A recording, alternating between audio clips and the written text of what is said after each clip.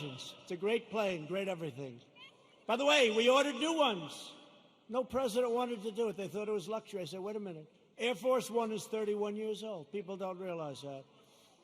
So I said, they gave me a chart very early in my administration, like, how about the first week? Sir, would you sign for this plane? Now, it's actually two planes. Would you sign for this plane? Air Force One. I said, how old is the original or the one we have now? Sir, it's 31, 32 years. And I'd see people coming in from foreign lands that can't compete with us. Rich countries, but they can't compete with you. And they have a brand new, beautiful 747-800, 747. And I said, wait a minute, that country has new and we have a 31-year, so somebody had to do it. So the deal was made, and it was made for a lot of money. I think it was $5.7 or $5.6 billion. Now, in all fairness, it's two planes, and there's a lot of stuff in those planes. I won't talk to you about it. So I told Boeing, the head of Boeing, they said, sir, please, would like to get started on the planes. I said, I do too, but I'm not paying $5.6 billion. And I'm not paying $4.6 billion. I said, it has to have a 3 on the front of it. I mean, that's a hell of a lot of money too, but it is a rather complex situation. They said, no way, no way. This was before Boeing had problems, by the way. But Boeing's coming back. They're coming back. The greatest company in the world, and it had some big problems. It had a couple of problems that didn't work out. That was terrible. But the greatest, I think before that, it was the greatest company in the world.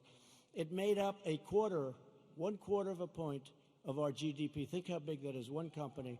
It was an unbelievable machine.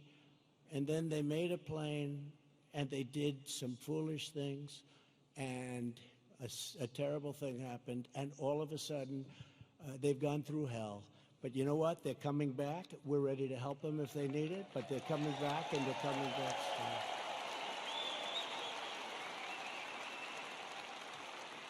But this was the Boeing before that, and they were riding high, and like I was before this thing came in.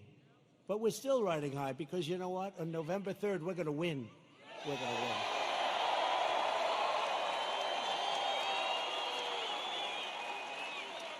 So they came in and they said, no, we want, we 5.6 billion, whatever it was. If I'm a little bit off, they'll go crazy, you know. Whatever. But it was a lot. 5.6 billion. Nope, got to have a 3. Got to have a 3. Call me up. Nope, cancel the contract. I said, cancel the contract. I want to cancel. I said, General, can you cancel the contract? He said, yes, sir. I'm very proud of it. Oh, good. Cancel it. Okay, sir. By the way, to cancel it, do you have to pay anything? Yes, sir. We have a cancellation fee, sir. How much is it, General? $250 million, sir. I said, what? Sir, we made a good deal. $250 million to cancel. You mean if we don't buy the plane, we have to hand them $250 million? That's not good, right? Look at these two guys. They're looking. By the way, that's like a good story compared to some I could tell you, like with aircraft carriers. So they said $250 million, or I always say this, or around that number, because I'm off by a little bit. They say, oh, he exaggerates. I look at numbers all day long. That's what I look at for years now, for my whole life when you think of it. $250 million cancellation fee, sir. He was very proud of himself. What a great deal. I say, General, don't cancel. Don't cancel. Just tell him I don't want the planes. Don't put anything in writing. Don't put it in writing, General. Why, sir? Because I don't want to pay $250. True. Do you hear that, Jim? Jim Inhofe, he's great.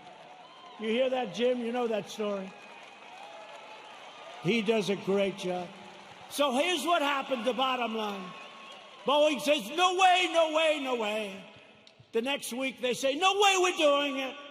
The next week they said, how about $5 billion? I said, no way, no way. The next week they said, 4.8. I said, nope, it's got to have a 3 on the front of it. Don't you understand, you dumb son of a bitch? Don't you understand?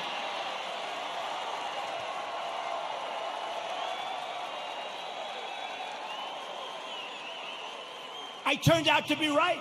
Turned out to be right. Nobody gets that. No, got to have a 3.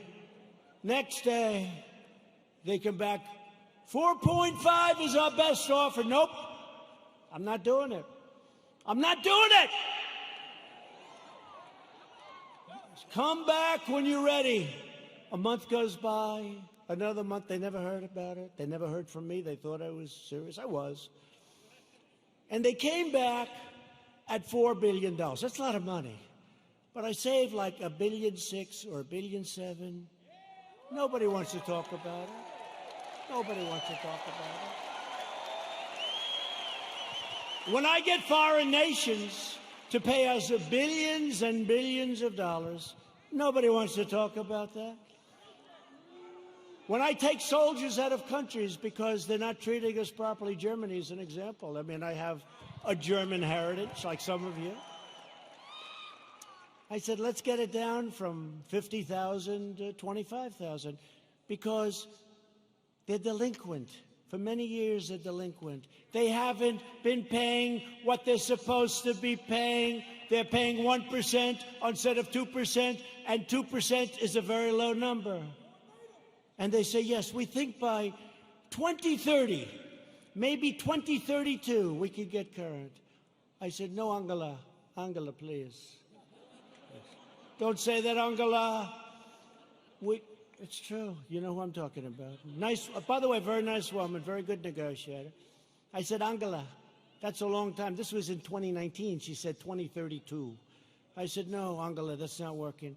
But I said, what about, because now they want to get current, but I said, well, what about the last 25 years, all the money you owe us? Everybody forgot about that. They forget about all the money that wasn't paid. I said, what about the $1 trillion that you really owe? So we're negotiating, let's see. But in the meantime, we're reducing our troops. Remember this. Remember this.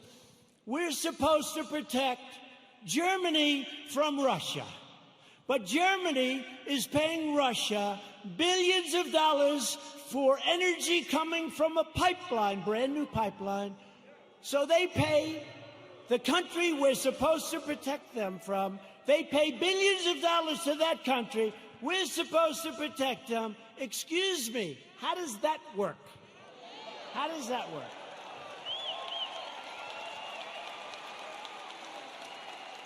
And the great thing is with Jim Inhofe and with James Langford, likewise, when they just said they love you, James. When they hear it, they get it. A lot of people don't get it. They get it.